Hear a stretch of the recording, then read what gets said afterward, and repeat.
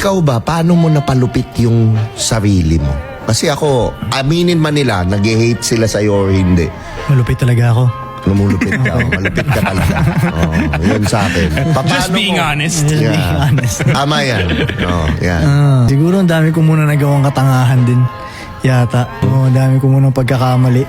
Pero, depende rin sa IQ ng tao. Kasi yung ibang tao, ang dami nang mali. Parang wala nagbabago, no?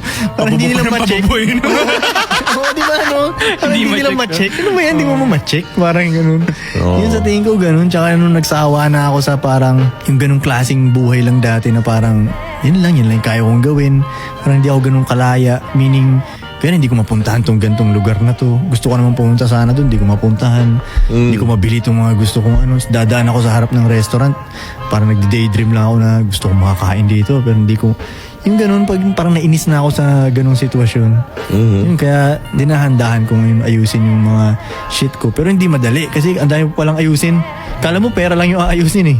Di ba? Ang una, akala mo talaga pera lang. Totoo. Yun na yung Una pala yun. Isa lang pala yun. First stage pa lang pala. Isang department lang pala yun, di ba? Dahil pang aaralin bilang lalaki, andiyan pa yung social skills mo. Di ba? Health mo. Health, mahirap din yun. Game mo sa baba. Game sa babae, importante din. Kailangan yun. nga nakakatawa ka pa eh. Oo, di ba? Ano, dahil mong aayusin Naralim mo man mo yung nakakatawa bigla. Pwedeng laktawan. Hindi mo pwedeng laktawan yun eh. Kaya yung game mo sa babae. Kasi mapera ka, good looking, health, pero wala kang game sa babae. Masisira din yung buong kingdom mo. Babagsak din. Bibili ka ng babae. Oo, ganun. Or malalagay ka sa maling relationship. Di ba? Or kahit situations man lang. Oo. Kahit hindi pa relationship, di ba? Oo Pwedeng nga, malagay no? ka sa maling situation. Oo.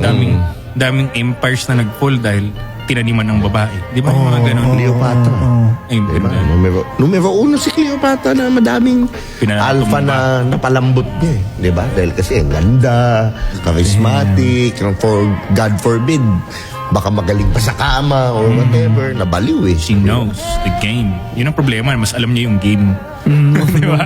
Hindi alam ng mga lalaki. Tayo na malagyan ka ng ganung babae no, na mas may alam pa sa'yo. Patay ka.